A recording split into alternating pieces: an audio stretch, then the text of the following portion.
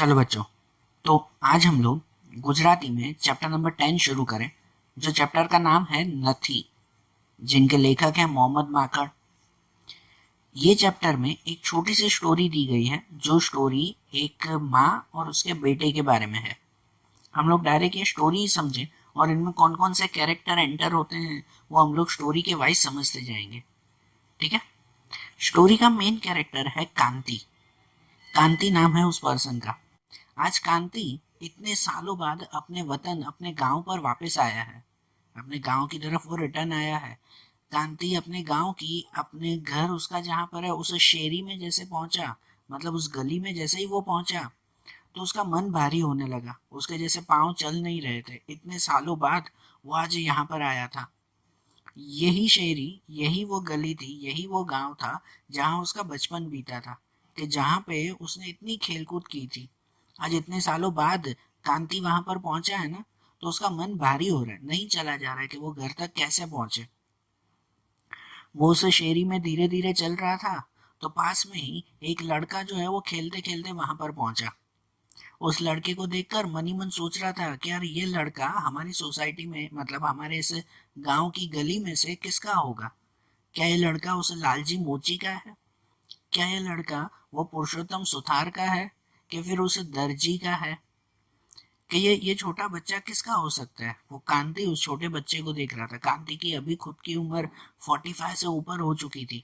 वो उस बच्चे को देख रहा था। वो मन ही मन सोच रहा था कि नहीं, इतने साल हो चुके हैं, क्या पता गांव में कोई नया रहने आया हो, ये उसका भी बच्चा हो सकता है।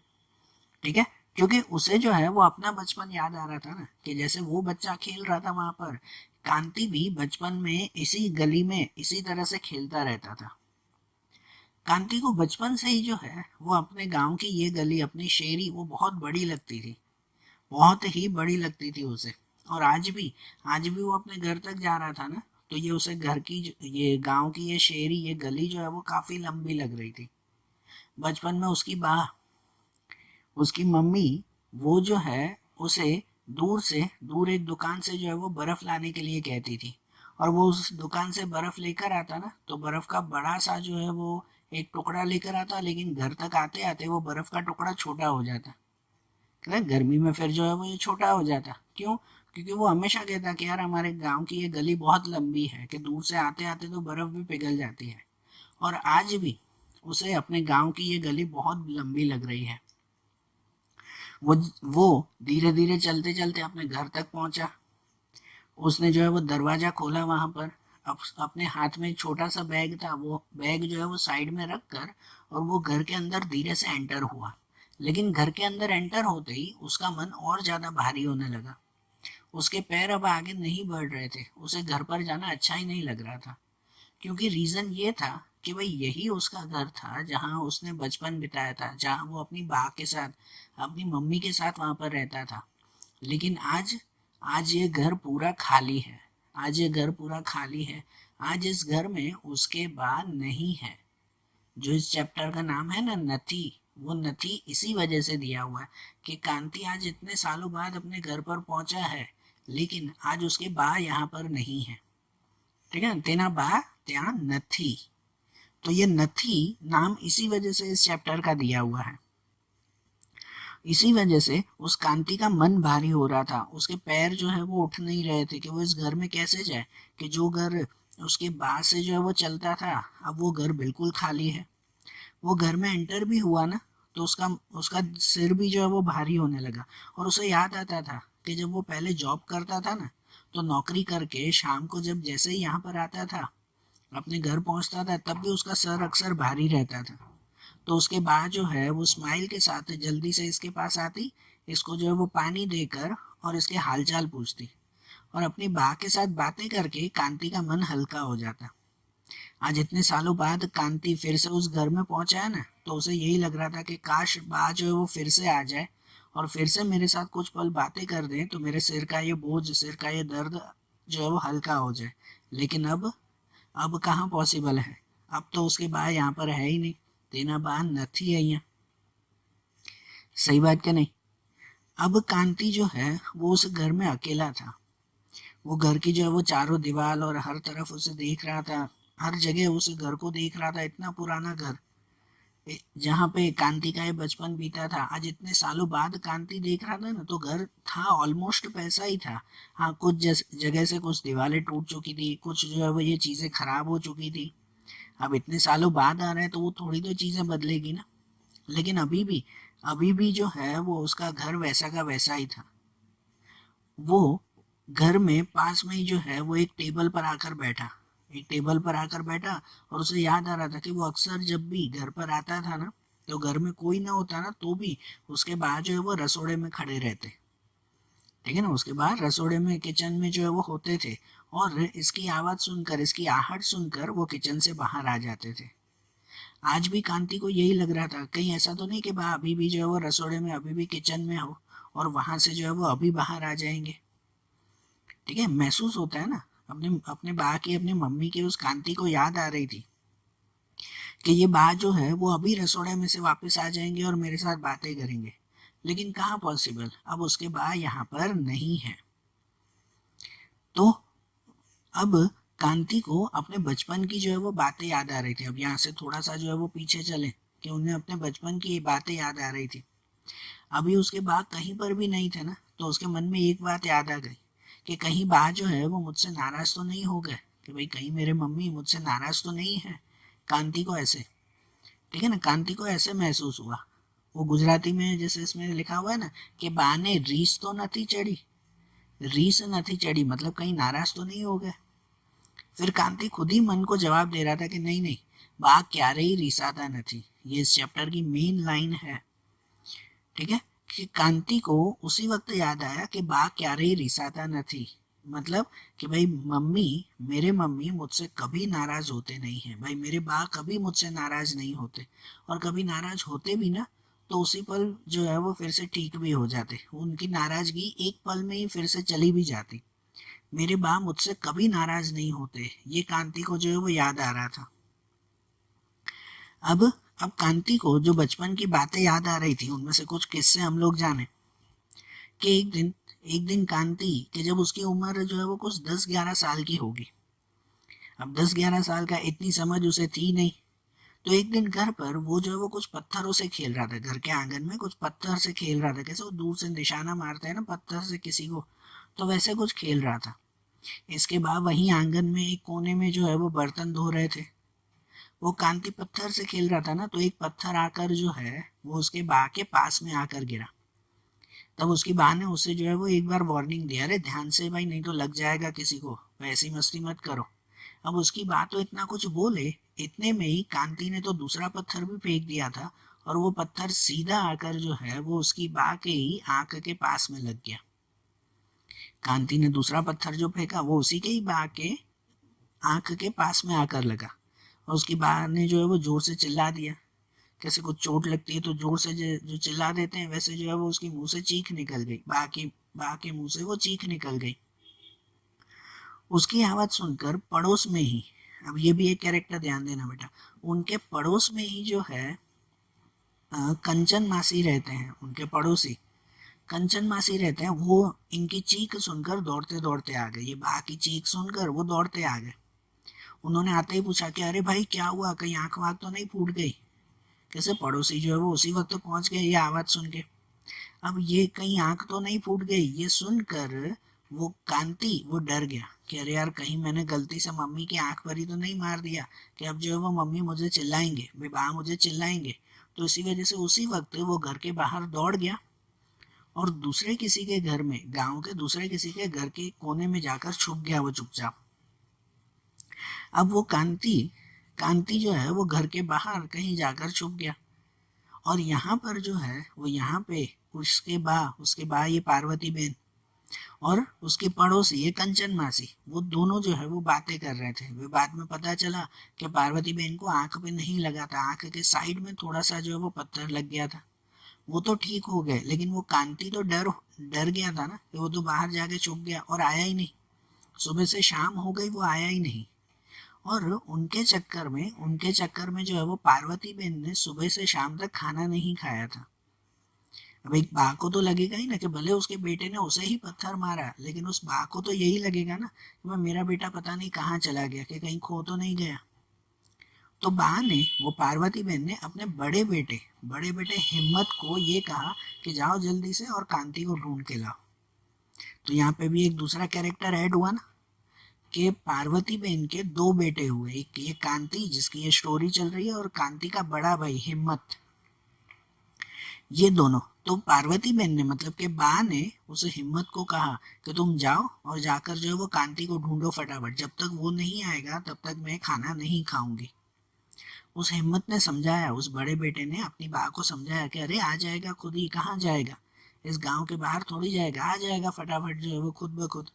लेकिन पार्वती बहन नहीं माने कि नहीं, जाओ जाकर जो है वो पहले उसे ढूंढो और उसे लेकर आओ मेरे पास। हिम्मत जो है वो पूरा गांव ढूंढता रहा, काफी देर तक ढूंढता रहा, नहीं मिला। फिर जो है वो मिला कि किसी के घर पर वो एक कोने में छुपा हुआ था, वो कांति मिला उसे, और कांति को वो घर पर लेकर आया।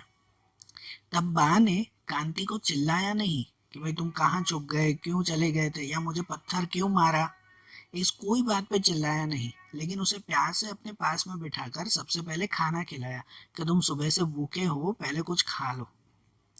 ये एक माँ की फीलिंग होती है ना, कि भले ही उसके बेटे ने उसे जो है वो मजाक में या कैसे भी पत्थर भी मार दिया, लेकिन फिर भी बा ने उसे कुछ भी नहीं कहा, और जो है वो पहले उसे खाना खिलाया।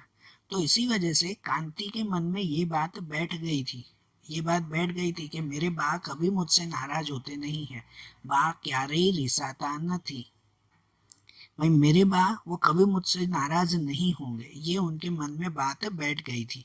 इसके बाद इसके बाद कांति को दूसरा एक किस्सा याद आता है कि उनकी बा ने उनको किस तरह से बड़ा किया था, कांति और उसके बड़े भाई हिम्मत को किस तरह से पाला था। उनके पिता नहीं थे, उनके पिता जो है वो काफी पहले ही गुजर चुके थे। इसी वजह से उनके बाप पार्वती बहन ने ही कांति और हिम्मत दोनों को पाला पोसा था। कांति को याद आ रहा था कि जब वो दोनों छोटे थे ना, तो गांव के दर्जी के पास से एक ही कपड़े में से दो चड्डियां बनवाते थे ना, घर में पहनने के लिए एक ही कपड़े में से दो चड्डियां बनवाते। अब कांति और हिम्मत, ये जो दो भाई थे, इन दोनों भाइयों की उम्र में ज्यादा फर्क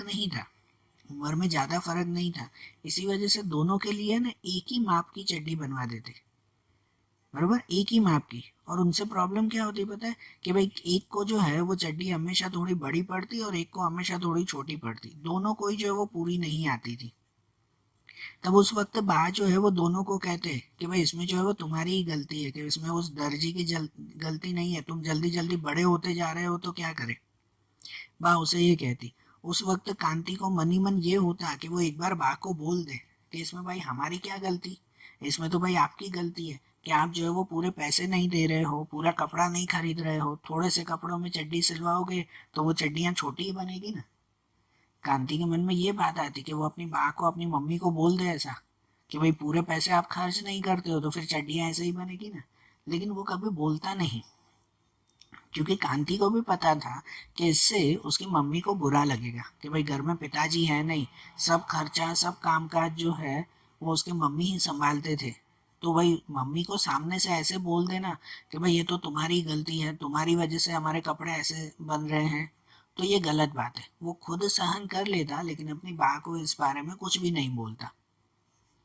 ठीक है, उनकी बा ने, पार्वती बहन ने, ये कांति और हिम्मत दोनों को बहुत ही लाड़ प्यार से, ये समझो बहुत ही अच्छी तरह से संभाला था, दोनों को अच्छी तरह से संभाला। लेकिन सिर्फ लाड़ ही नहीं, कभी कभार जो है वो ये डांटना भी तो पड़ता है ना, कभी बच्चे मस्ती करे तो डांटना भी पड़ता है, और वो दोनों को डांटते भी। पार्वती बहन कांति और हिम्मत दोनों को डांटते। और जब वो छोटे थे ना, जब छोटे थे, दोनों की उम्र में ज्यादा फर्क नहीं था, हिम्मत भले ही बड़ा था और कांति छोटा भाई था, लेकिन दोनों की एज में ज्यादा फर्क नहीं था, कुछ 1-2 साल का फर्क होगा। तो इसकी वजह से जब वो दोनों को डांटते ना, जब वो छोटे थे तो दोनों को साथ में डांटते थे, लेकिन अब वो थोड़े से बड़े हो गए तो आसपास वाले, आस पड़ोस पड़ोस वाले, जैसे कि वो कंचन मासी थे, वो कंचन मासी ये पार्वती बहन को, ये बा को आकर ये कहते कि अरे यार तुम छोटे को डांटती हो तो चलो ठीक है, लेकिन जो है वो बड़े को मत डांटो, वो बड़ा हो चुका है। कोई बड़े होते हैं तो भाई उन्हें ऐसे डांटना मारना नहीं चाहिए। हम लोग भी कहते हैं ना कि यार घर में जो है वो अब तुम बड़े हो चुके हो, अब तुम्हें डांटना इतना अच्छा नहीं लगता, भाई तुम्हें मारना अच्छा नहीं लगता। तो वो कंचन मासी पार्वती बा को आकर यही कहते कि यार तुम भले छोटे को डांटती हो, लेकिन बड़े को अब जो है वो मत डांटो, लेकिन बा के लिए थोड़ी फर्क था, उनके लिए तो दोनों एक जैसे थे ना। लेकिन फिर भी जो है वो कंचन मासी के कहने पर अब उन्होंने क्या किया कि अब वो दोनों को अलग अलग डांटते थे। पहले दोनों को एक साथ खड़े करके डांटते, अब दोनों को अलग अलग। पहले जो है वो बड़े भाई हिम्मत को अलग से डांटते कि जब जो है वो उसका छोटा भाई ये कांति ना देखे, और जब जब जो है वो कांति को डांटते तो उसका बड़ा भाई हिम्मत न देखे ऐसा। तो दोनों को अलग अलग डांटते, लेकिन जरूर पड़े तो डांटते जरूर। लेकिन इस भेदभाव की वजह से कांति के मन में एक गलत बात बैठ गई। ठीक है ना, कांति के मन में एक गलत बात बैठ गई। उसे ये लगा कि भाई बा है ना, बड़े भाई हिम्मत को ज्यादा लाड करती है और मुझे ज्यादा डांटती है। नहीं, वो छोटे भाई के मन में ये बात बैठ गई ना, कांति के मन में, कि बातों से बड़े भाई को ही जो है वो ज्यादा लाड प्यार करती है और मुझे हमेशा डांटती रहती है। अब ये बात जो उसके मन में बैठ गई सो बैठ गई, अब क्या किया जाए। ठीक है, लेकिन फिर भी पार्वती बा ने जो है वो बहुत ही अच्छी तरह से दोनों को संभाला था। अब इस बात को काफी साल बीत गए, अब वो दोनों बड़े हो चुके, दोनों की शादी हो गई, हिम्मत की भी शादी हो गई और जो है वो कांति की भी। हम लोग कांति की बात अगर कर रहे हैं तो कांति की शादी रमा नाम की कोई लड़की के साथ हुई। किसके साथ? रमा नाम की लड़की के साथ। अब जब जब उसकी शादी हुई ना, तब उसके बाद जो है वो ये कांति की जॉब कहाँ पर? अहमदाबाद में लगी। अहमदाबाद की एक फैक्ट्री में उसकी जॉब लगी। जब उसकी फैक्ट्री में जॉब लगी तो कांति जो है वो वहाँ अपनी पत्नी के साथ अहमदाबाद चला गया, और बा बड़े भाई और उसकी पत्नी के साथ उनके बच्चों के साथ यहाँ गांव में रहती थी। ठीक है ना, ये छोटा भाई कांति अहमदाबाद चला गया अपनी पत्नी रमा के साथ, और बाकी सब इसके बा और बड़ा भाई हिम्मत वो गांव में ही रहते थे।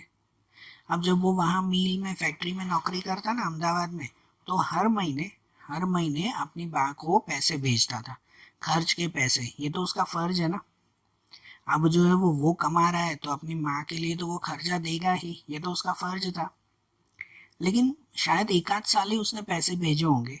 ठीक है ना, एक आध साल उसने पैसे भेजे होंगे और उसके बाद उसकी नौकरी कुछ छूट गई, फैक्ट्री में कुछ प्रॉब्लम आ गई और उसकी नौकरी चली गई। और इस नौकरी के जाने की वजह से जैसे उसका गांव के साथ भी थोड़ा थोड़ा रिश्ता टूटता गया। अब नौकरी चली गई तो उसने जो है वो गांव में अपने पैसे भेजने भी बंद कर दिए। अपनी मम्मी को जो वो खर्च भेजता था, पार्वती माँ को, वो खर्च भेजना भी उसने बंद कर दिया। और इसके बीच में उसकी पत्नी रमा ने जैसे इस कांति को पूरा अपनी तरफ घुमा दिया। अब यहाँ पर रमा की बहुत बड़ी गलती थी कि उसने इस कांति को जो है वो अपनी बात से अलग कर दिया। कैसे बोलते हैं, कहते हैं ना भाई, कान भर के बैला बुसला के उस रमा ने पूरा कांति को अपनी तरफ कर दिया। क्योंकि रमा जो थी ना, उसकी सोच ही कुछ अलग थी, उसका हिसाब किताब ही कुछ अलग था। रमा कांति को क्या कहती पता है? कि भाई जो है वो तुमने पूरा साल अपनी बा को ये पैसे भेजे हैं ना, इसी वजह से गांव में तुम्हारी बा ने अच्छी खासी मिलकर जमा कर ली है, अच्छे खासे पैसे जमा कर लिए हैं। तो कांति पहले उसे कहता भी कि अरे यार, मैं कितना पैसे भेजता था महीने के, थोड़े ही तो मैं भेजता था, कि मेरे पैसों से कहाँ से जो है वो बा ने इतने सारे पैसे जमा कर लिए। तब रमा उसे कहती, होते ना कि भाई अपनी ही मम्मी की तरफ जो है वो ये भड़काती थी। रमा कांति को उसकी ही मम्मी के खिलाफ भड़काती थी। तो रमा कांति को कहती कि देखो, तुम जो पैसे भेजते थे ना, कि उससे जो है वो उसका घर का खर्चा चलता था, और बाकी उसकी बा, भाई वो तुम्हारी बा, वो खुद भी तो कमाती थी कि घर पे सिलाई का काम करके, भरत का काम करके, कुछ जो है वो दूसरी चीजें, वो वड़ी पापड़ ये सब चीजें बनाकर, भाई अच्छी खासी कमाई तुम्हारी मम्मी की होती। तुम्हारे पैसों से वो घर खर्च चलाती और अपने पैसे जमा करती जाती, तो जिसकी वजह से तो आज उसके पास इतने सारे पैसे जमा हो गए ना। और तुम्हारा बड़ा भाई क्या करता है? ये रमा, कांति की पत्नी, वो कांति को कह रही थी कि तुम्हारा बड़ा भाई क्या करता है? वो तो पूरा दिन बैठकर खाता ही है ना। ठीक है, तो ऐसे धीरे धीरे इस तरह की बातें भरते भरते भरते कांति का मन रमा ने खराब कर दिया। कांति के मन में आखिरकार ये बातें विश्वास के साथ बैठ गई कि नहीं, रमा सच बोल रही है, कि भाई बा ने और बड़े भाई ने जो है वो खुद बहुत सारे पैसे जमा कर लिए हैं और हमारे पैसों से वो अपना खर्च चला रहे हैं। ठीक है ना, क्योंकि कांति के मन में बचपन से एक बात तो थी कि भाई बा जो है वो बड़े भाई को ज्यादा प्यार करती है, मुझे कम। भाई मुझे डांटती रहती है, बड़े भाई को लाड़ प्यार करती रहती है। जो वो बचपन से कांति के मन में ये बात थी ना, वो बात बड़े होकर कुछ अलग ढंग से उसके मन में बैठ गई, कुछ अलग ही ढंग से उसके मन में बैठी। अब ये रमा की बातें वो कांति को सच लगने लगी। इसी वजह से एक बार जब कांति अपने गांव गया ना अपनी बा से मिलने के लिए, तब उसने बा से अपनी ही मम्मी से ये गुस्से में कह दिया कि देखो, अगर भाई बड़ा भाई तुम्हारे साथ रह रहा है ना, तो मैं तुम्हें एक पैसा भी हाथ से नहीं भेजूंगा। कि भाई मैं तुम्हें पैसा भेजता हूँ और बड़ा भाई बैठे बैठे खा रहा है, ऐसे थोड़ी चलेगा। ठीक है, बिना सोचे समझे, बिना जाने बूझे अपने ही मम्मी और अपने ही बड़े भाई के खिलाफ ये कांति ने बोल दिया। क्या बोल दिया उसने अपनी माँ को कि अगर तुम अपने बड़े भाई के साथ, भाई मेरे बड़े भाई के साथ अगर रहोगी ना हिम्मत के साथ, तो मैं तुम्हें एक भी पैसा भेजूंगा नहीं। तो ये बात सुनकर जो है वो बा को भी गुस्सा आ गया। गुस्सा ये है, अगर बेटा मुंह पे आके बोले कि आज के बाद मैं तुम्हें पैसा नहीं भेजूंगा, तो अपनी मम्मी को बा को गुस्सा ही तो आएगा ना। उसने तो सीधा ही कह दिया कि क्या बोल रहे हो, तुम्हें कुछ समझ में आ रहा है। पार्वती बा ने कांति को सीधा बोल दिया कि तुम क्या बोल रहे हो, तुम्हें कुछ समझ में आ रहा है कि भाई वो मेरे साथ नहीं रह रहा है, मैं उसके साथ रह रही हूँ, वो मुझे पाल रहा है, वो मुझे संभाल रहा है। कि तुम जो है वो बिना सोचे समझे बोल रहे हो, ये तुम्हें समझ आ रही है। और तुम क्या पैसों का जोर दिखा रहे हो। उस पार्वती बा ने कांति को और गुस्से में कहा कि तुम क्या पैसों का जोर दिखा रहे हो, कि अगर तुम्हें पैसे नहीं भेजने हैं तो मत भेजना, आज के बाद बिल्कुल पैसे मत भेजना, तुम्हारे पैसे मेरे लिए हराम है, मत भेजना आज के बाद पैसे। ये गुस्से में बोलकर पार्वती बा ने कांति को अपने घर से ही निकाल दिया जैसे। ठीक है ना। तो देखा, उसे रमा की वजह से, अपनी पत्नी की वजह से कांति ने अपनी माँ के साथ भी रिश्ता तोड़ दिया। अब कांति को कुछ दिन जो है वो मन में बेचैनी हो रही थी कि हाँ भाई उसने गलत किया है। मन में रियलाइज तो होगा ना कि हाँ भाई उसने गलत किया, अपनी बा के साथ अपने भाई के साथ ऐसे नहीं करना चाहिए था। तो वो फिर से अपनी बा के पास गया, है ना, कुछ दिनों बाद फिर से अपनी बा के पास गया और बा से माफी मांगी। और बा ने तो माफ भी कर दिया। एक माँ थोड़ी नाराज रह सकती है, और कांति के मन में तो ये बात थी ही कि बा क्यारी रिसादा न थी, भाई मम्मी तो कभी नाराज होते ही नहीं है। तो उसने फिर से जो है वो अपनी बा के साथ एक बार संबंध जोड़ भी दिया। कुछ महीने जो है वो ये बीत गए थे, कुछ महीने बीत गए इस झगड़े के बाद, जो आना जाना वगैरह सब कुछ बंद था। लेकिन फिर कांति को मन ही मन रियलाइज हो रहा था ना कि उसने गलत किया। तो बीच में जो है वो अच्छी तरह से समझौता कर भी लिया। लेकिन ये समझौता कितनी बार। अब वहां पर जो है वो बा वहां गांव में अकेली थी, बा गांव में अकेली थी। और यहाँ पर ये अपनी पत्नी रमा के साथ रहता था। और रमा ऐसी लड़की थी जो हमेशा कांति को अपनी ही मम्मी के लिए जो है वो भड़काती रहती थी। ठीक है ना, रमा हमेशा कांति को अपनी ही मम्मी के लिए वो भड़काती रहती थी। अब भले ही बीच में जो है वो समझौता हो गया, कांति जो है वो अपनी माँ के साथ फिर से बातें करने लगा, लेकिन रमा को ये कहाँ सहन होता था। उसने तो फिर से जो है वो कांति को अपनी तरफ मोड़ लिया, फिर से जो है वो मम्मी से वैसा ही झगड़ा करवा लिया। और अब तो फिर से सब बातचीत वगैरह बंद हो चुकी थी। ठीक है, दूसरी बार भी वैसा ही झगड़ा हुआ और फिर से बातचीत वगैरह बंद हो गई। इसमें कितनी बार है ना, बड़ा भाई हिम्मत यहाँ अहमदाबाद शहर आकर वो इसे समझाता था। अपने छोटे भाई को समझाने आता। अब घर में बड़ा भाई है तो वो समझाने तो आएगा ना। तो वो बड़ा भाई हिम्मत अपने छोटे भाई कांति को समझाने आता कि अरे भाई समझो, कि भाई इस तरह से भाई मम्मी के साथ झगड़ा थोड़ी करते हैं, कि भाई उन्होंने हमें पाला पोसा है, तुम उसके साथ कैसे ऐसा कर रहे हो। तो अब कांति कुछ बोले ना, ये तो दो भाई के बीच की बात थी ना, इसमें और किसी को नहीं बोलना चाहिए।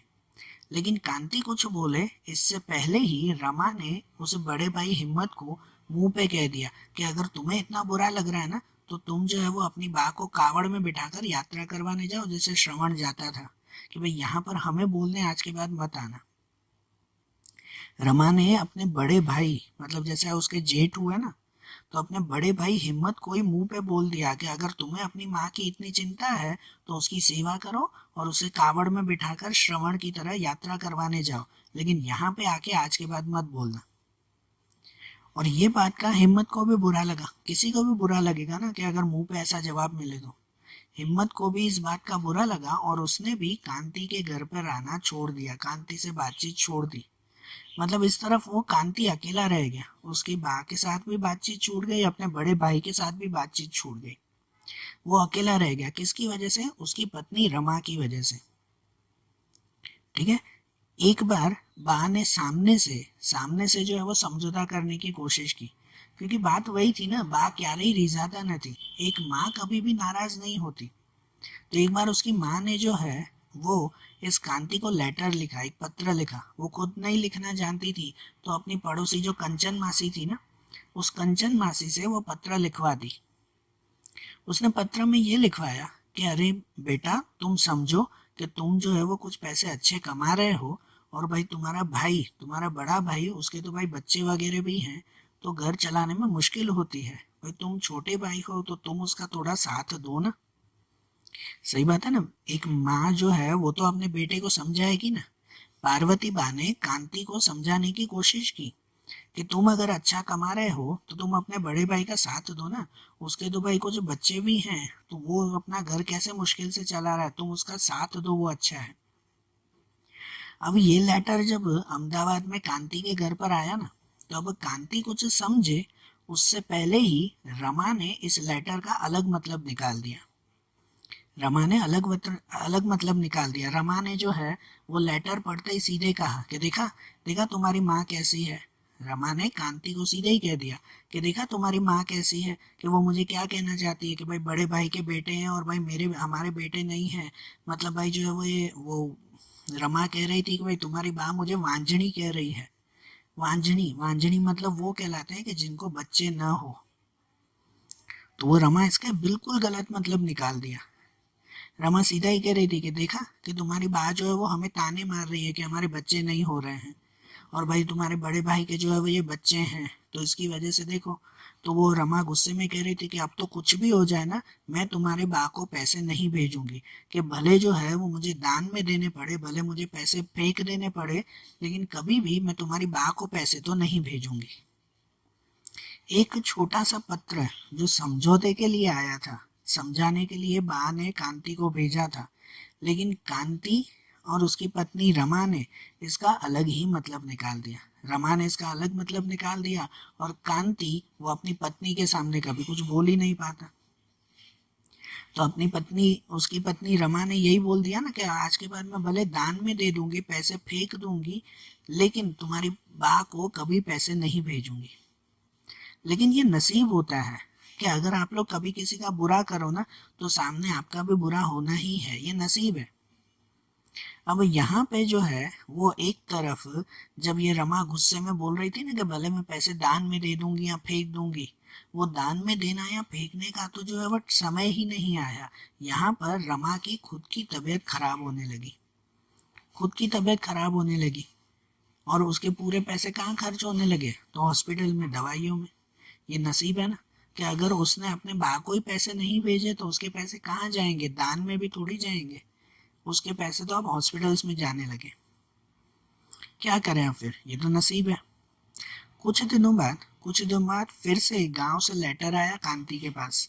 गांव से फिर से एक लेटर कांति के पास आया, जिसमें उसकी जो पड़ोसन थी कंचन मासी, उन्होंने उन्होंने ये लेटर लिखा था। जिस लेटर में लिखा था कि भाई तुम्हारे बाप पार्वती बहन वो बहुत बीमार हैं, बेड रिटर्न हो चुके हैं, और भाई तुम्हें यहाँ पर बुला रहे हैं, तो तुम एक बार अपनी बा से मिल के जाओ। ठीक है। अब कैसे, उसके उसके बा भी जो है वो बूढ़े तो हो चुके थे ना, तो उन्होंने अपने बेटे कांति को ये लेटर लिखा कि भाई तुम्हारे बाप बीमार हैं, कि भाई एक बार सिर्फ मिल के जाओ। जब ये भी लेटर आया, तो इस लेटर का भी उसकी पत्नी रमा ने गलत मतलब निकाला। उसकी पत्नी रमा भी जो है वो बीमार थी, बेड पे पड़ी हुई थी, लेकिन बीमारी में बैठे बैठे भी उसने इस लेटर का गलत मतलब निकाला। उसने ये कहा कि भाई ये सब तुम्हारी फैमिली की चाल है, तुम्हारी मम्मी की ये चाल है कि वो तुम्हें बीमारी का नाटक करके वहां पे बुला रहे हैं, सिर्फ इसी वजह से कि उन्हें जो है वो पैसों की जरूर होगी इसीलिए, या तो फिर उन्हें जो है वो यहाँ अहमदाबाद में आकर इलाज करवाना होगा इसीलिए। तो उसने अपने पति कांति को सीधा ही कह दिया, रमा ने कह दिया कि देखो यहाँ पे जो है वो मेरा इलाज चल रहा है, कि अब इसके बीच में जो है वो तुम्हारी बा को यहाँ अहमदाबाद मत लेकर आना। ठीक है ना, उसकी बा के खिलाफ वो रमा भड़का रही थी। अब कांति क्या करे, कांति क्या करे, वो उसका जो है वो उसकी पत्नी के सामने तो कुछ चलता ही नहीं था। अब उसके बारे में वो बोले भी क्या कांति से। अब इनके बाद जो है वो कांति ने फिर भी मन ही मन सोचा कि नहीं, वो अपनी बा के पास जाएगा, एक बार तो मिलेगा ना, अपनी मम्मी से वो कैसे अलग रह सकता है, एक बार तो वो मिलेगा। लेकिन जिस दिन वो उसने अपने घर पर जाने की सोची, गांव में जाने की सोची ना, तो उसी दिन जो है वो उसकी पत्नी की तबीयत भी बहुत खराब हो गई। उनको पेट में दर्द होने लगा, उल्टियां होने लगी, तो उसकी तबीयत भी खराब हो गई। तो अपनी पत्नी को संभालने की वजह से वो गांव नहीं जा पाया। ये भी नसीब था उस कांति का, वो गांव में नहीं जा पाया। 2-3 दिन बाद फिर से एक लेटर आया। कंचन मासी ने फिर से लेटर भेजा गांव से कि अब तुम्हारी मम्मी की तबीयत बहुत ज़्यादा खराब हो चुकी है, प्लीज़ एक बार आकर मिल के जाओ। ठीक है, अब ये भी लेटर था ना, सच में उसकी मम्मी की तबीयत खराब थी कि उसने कांति को कहा, अहमदाबाद लेटर भेजा कि प्लीज़ आखिरी बार एक बार अपनी माँ को अपना चेहरा दिखा के जाओ। एक माँ को तो अपने बेटे की चिंता होती है ना कि भाई अपना चेहरा दिखा के जाओ। लेकिन कांति नहीं जा पाया, अपनी पत्नी की वजह से वो आखिरी समय पे भी नहीं जा पाया। और उसके एक आध हफ्ते बाद, कुछ दिनों बाद, कंचन मासी खुद अहमदाबाद आ गए। गांव से कंचन मासी, उनके पड़ोसी जो थे ना, वो खुद अहमदाबाद आ गए इस कांति के घर पे। और घर पर आते ही न उन्होंने कुछ खाया पिया, न बैठे, उन्होंने दरवाजे पर खड़े रहकर ही जो है वो कांति के हाथ में एक जो है वो बड़ी सी थैली थमा दी। और कांति को ये कह दिया कि देखो तुम्हारे बा गुजर चुके हैं। देखा, कांति वहां पहुंच ही नहीं पाया कि उसके माँ वहां पे गुजर गए। उस कंचन मासी ने यहाँ पे आकर खबर दी सामने अब लेटर नहीं, अब लेटर का समय कहाँ पे था। कंचन मासी खुद अहमदाबाद आ गए। उन्होंने उन्होंने कांति को सामने कहा कि देखो अब तुम्हारे बा गुजर चुके हैं। उन्होंने अपने घर का जो है वो बंटवारा किया। घर में जो भी घर बकरी, जो भी सामान वगैरह था ना, उसने अपने बेटे के नाम पे कर दिया। और ये कुछ पैसे और सोने चांदी हैं इस थैली में, कुछ पैसे और सोने चांदी हैं, ये बा ने तुम्हारे नाम पे किए हैं। और जो गांव में घर है ना, वो भी तुम्हारे नाम पे किया हुआ है। सिर्फ इतना कह के कंचन मासी चुपचाप वहां से चले गए। अहमदाबाद तक आए थे, गांव से अहमदाबाद तक आए कंचन मासी, लेकिन एक घूंट पानी तक का उन्होंने नहीं पिया। ठीक है, और कांति पूछ भी नहीं पाया, उन्हें जो है वो पूछ भी नहीं पाया कि आप कुछ खाओगे। कैसे पूछता, किस मुंह से पूछता। कांति को खुद को शर्म आ रही थी। और बड़ी शर्म की बात तो ये थी कि बा ने मरने के बाद भी अपना पूरा घर, सोना चांदी, वो सब जो है वो इस कांति के नाम पे कर दिया। यहाँ पर कांति को फिर से वही बात याद आई कि बा क्यारे ही रिसाता न थी। मरने के बाद भी जो है वो उन्होंने अपने बेटे के साथ नाराजगी नहीं रखी और सब कुछ जो है वो इसके नाम पे कर दिया। ठीक है ना, अब कांति को बहुत शर्म और आंखों से आंसू भी निकल आए थे। लेकिन इसके बीच में भी रमा ने सीधा ही टोक दिया। रमा ने सीधा ही टोक दिया कि भाई ये देखो, ये जो है वो सोना चांदी देने कंचन मासी को भेज दिया है घर वालों ने। कि उन्हें कुछ समझ है कि बीच में कंचन मासी ने जो है वो कुछ सोना चांदी निकाल दिया हो, तो ऐसे लोगों के साथ कोई भेजता है ऐसी चीजें। रमा तो यहाँ पर भी ऐसी टोन मार रही थी कि कंचन मासी के साथ क्यों भेजा, क्या पता कंचन मासी बीच में ही कुछ पैसे ले जाती तो। अब कांति को भी गुस्सा आ रहा था। उसने जो है वो मन ही मन सोचा कि वो रमा को कुछ बोल दे, उसे कह दे कि कंचन मासी घर के हैं, भले पड़ोसी हैं लेकिन घर जैसा रिश्ता है। कंचन मासी इतने ईमानदार है, वो कभी ऐसा नहीं करेंगे। तो वो क्यों क्यों जो है वो रमा इतना बोल रही है। कांति को मन में बहुत गुस्सा आया, लेकिन वो कुछ बोल नहीं पाया, क्योंकि उस गुस्से के सामने उसका दुख बहुत बड़ा था कि उसके बाप चले गए। वो आखिरी समय में अपनी माँ को देख तक नहीं पाया, वो गांव तक नहीं जा पाया अपनी पत्नी की वजह से।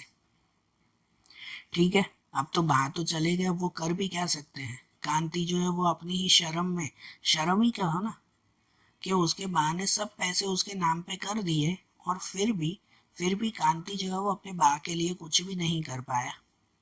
तो इस शर्म में ही कांति जो है वो ये रहता गया। और यहाँ पे दूसरी तरफ उसकी पत्नी रमा, उसकी भी जो है वो ये तबीयत खराब होती गई। उसकी तबीयत भी खराब होती गई, दिन ब दिन तबीयत खराब होती गई। लिटरली अगर कहो ना तो शायद ये नसीब था कि कांति को जो है वो उस वक्त पैसों की सख्त जरूर थी, पैसों की सख्त जरूर थी, क्योंकि उसकी पत्नी रमा की तबीयत बहुत खराब हो रही थी।